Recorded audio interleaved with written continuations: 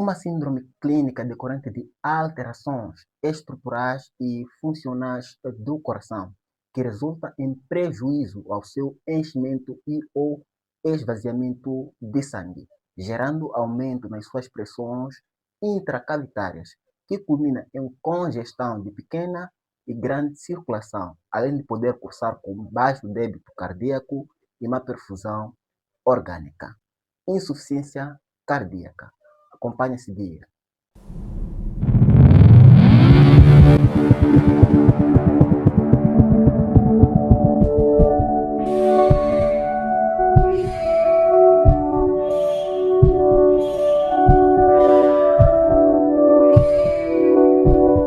Anatomicamente, o coração é composto por 4 cavidades, 2 átrios, um direito e outro esquerdo, e 2 ventrículos em cada hemisfério.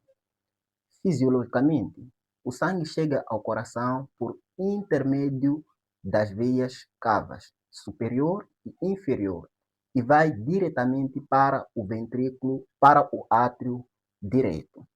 De forma unidirecional, segue para o ventrículo direito, dando início à pequena circulação ou circulação pulmonar. Do ventrículo direito, segue para os pulmões, onde é oxigenado e retorna ao coração diretamente para o átrio esquerdo. Do átrio esquerdo, continua a seguir de forma ou a circular de forma unidirecional para o ventrículo esquerdo, onde é bombeado com muita força para todas as partes do corpo. À semelhança do coração, as outras regiões do organismo, o sangue circula em uma só direção, com o suporte das válvulas, que possibilitam a passagem e impossibilitam o retorno venoso. Com base na anatomia ou estrutura e fisiologia ou a função do coração, conclui-se que insuficiência cardíaca é uma síndrome clínica decorrente de alterações estruturais e funcionais do coração, que resulta em prejuízo ao seu enchimento e ou esvaziamento de sangue, gerando aumento nas suas pressões intracavitárias, que culmina em congestão de pequena e grande circulação, além de poder cursar com baixo débito cardíaco e má perfusão orgânica. Causas da insuficiência cardíaca. Qualquer condição que altera a estrutura ou função do coração pode levar a uma insuficiência cardíaca.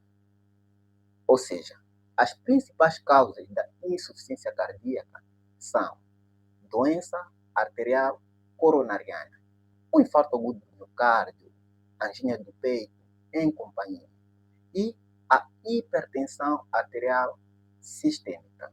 Classificação da insuficiência cardíaca de acordo com o ventrículo acometido. Insuficiência cardíaca direita. O ventrículo direito não consegue bombear sangue suficiente para os pulmões, daí que o sangue reflui para o átrio direito, veias capilares, gerando um ciclo vicioso, que a longo prazo o líquido acumula-se no interstício, causando edema predominante nos membros inferiores, pela força da gravidade. Enquanto isso, a insuficiência cardíaca esquerda acontece pelo mesmo mecanismo, porém, o sangue reflui para o átrio esquerdo e pulmões, causando edema pulmonar. A insuficiência cardíaca esquerda geralmente causa a insuficiência cardíaca direita, pela congestão da pequena circulação. A pequena circulação, primeiramente, reage com uma vasoconstrição, ocasionando arteriosclerose, uma condição caracterizada pelo endurecimento das paredes arteriais, fazendo com que as mesmas percam a elasticidade e a capacidade de se acomodarem de acordo com as suas variações sanguíneas, o que sobrecarrega o ventrículo direito, por aumento da pós-carga, elevando as suas pressões intracavitárias. A longo prazo, o ventrículo direito desenvolve insuficiência sistólica, assim como o ventrículo esquerdo. O quadro passa a ser de insuficiência cardíaca biventricular. Curiosamente, nesse momento, a dispneia diminui, pois o ventrículo direito não consegue bombear sangue suficiente para os pulmões, resultando em diminuição da pressão hidrostática, transsudação de líquido e edema pulmonar. Uma outra classificação importante da insuficiência cardíaca é de acordo com a fração de ejeção. Portanto, fração de ejeção é a quantidade de sangue que o ventrículo esquerdo bombeia a cada batimento. Entretanto, a fração de ejeção varia entre 50% a 70%. Insuficiência cardíaca com fração de ejeção reduzida. Os valores que determinam são menores ou iguais a 40%. Insuficiência cardíaca com fração de ejeção levemente reduzida.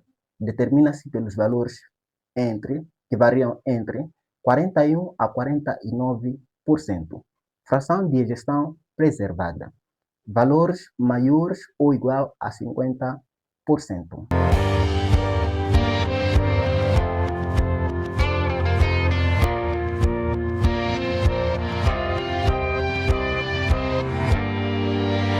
Fisiopatologia da insuficiência cardíaca.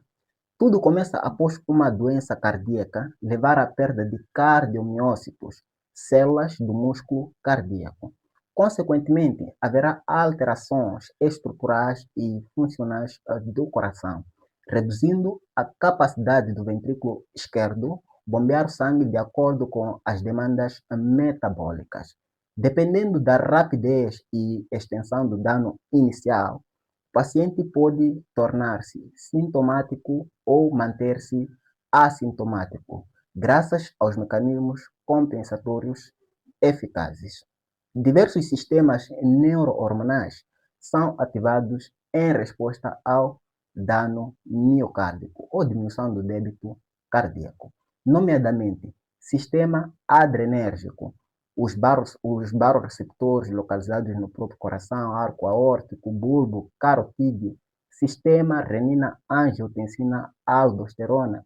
São também ativados o sistema de citocinas, peptídeo natriurético, óxido nítrico, prostaglandinas vasodilatadoras. Portanto, a ativação desse sistema culmina num processo chamado remodelamento cardíaco, decorrente de efeitos adversos da exposição excessiva e prolongada de cardiomiócitos a substâncias como adrenalina, angiotensina 2, aldosterona, ocasionando lesões adicionais do miocárdio, com piora da capacidade contrátil e hiperativação de sistemas neurohormonais compensatórios, criando um ciclo vicioso.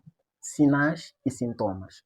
Dispneia é o principal sintoma da insuficiência cardíaca, decorrente do retorno venoso do ventrículo esquerdo para o átrio esquerdo, veias pulmonares, alvéolos, que, para além de causar edema pulmonar, dificulta as trocas gasosas, isto é, a saída de dióxido de carbono e a entrada de ar rico em oxigênio. Ortopenia, uma dispneia que surge em decúbito dorsal. O mecanismo é aumento do retorno venoso em decúbito, aumentando a sobrecarga do ventrículo esquerdo, o que agrava a congestão da pequena circulação ou circulação pulmonar de forma rápida. No entanto, dispneia paroxística noturna. O paciente desperta 1 a 3 horas após se deitar. Outras características desta dispneia são tosse, falta de ar, dificuldade de se levantar da cama. Diferentemente da ortopenia, na dispneia paroxística noturna, o sintoma persiste por alguns minutos, mesmo após o paciente se levantar da cama. Esses sintomas podem levar a uma condição chamada asma cardíaca, gerando sibilos na auscultação. Nictúria. O paciente geralmente acorda mais de 2 vezes para urinar. É secundário ao aumento da secreção de peptídeo natriurético, em resposta ao aumento do retorno venoso em decúbito, contribuindo para a insônia do paciente. Queixas gastrointestinais são frequentes, seja pela hepatomegalia, que manifesta-se com distensão do abdômen, dor no quadrante superior direito, anorexia, infartamento pós-prandial, a má absorção dos nutrientes, ou mesmo pelo edema da parede intestinal. A pressão arterial pode estar normal ou aumentada na fase inicial. Na fase avançada, geralmente apresenta-se com baixa pressão arterial, sobretudo a pressão arterial sistólica, em consequência da diminuição do débito cardíaco. Na ausência do tratamento, o paciente apresenta-se com sinais de vasoconstrição periférica, extremidades frias, palidez e, às vezes, cianose.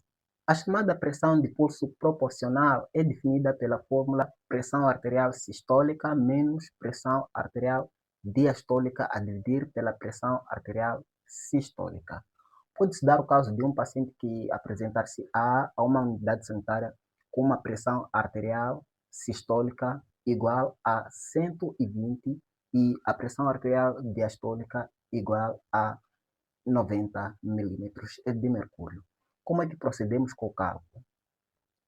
Colocamos pressão arterial sistólica, que é igual a 120, menos pressão arterial diastólica, que é igual a 90, dividimos pela pressão arterial sistólica, igual a 120. Logo, teremos 0,25 milímetros de mercúrio. Paciente sem comprometimento hemodinâmico. Nos valores iguais ou menores a 0,25%, considera-se comprometimento hemodinâmico. Refluxo hepatojugular é o sinal mais importante na identificação clínica da congestão circulatória sistêmica. No paciente que deambula, o edema predomina nos membros inferiores e já no paciente acamado, o edema predomina nas regiões sacrais e no escroto ou grandes lábios. Diagnóstico da insuficiência cardíaca. Para executar ou para diagnosticar uma insuficiência cardíaca, baseamos-nos em 2 critérios maiores ou um maior e 2 critérios menores. Tratamento medicamentoso da insuficiência cardíaca. Diuréticos, inibidores da enzima conversora de angiotensina. Portanto, esse é contraindicado em mulheres grávidas ou gestantes. Digitálicos também é usado no tratamento da insuficiência cardíaca.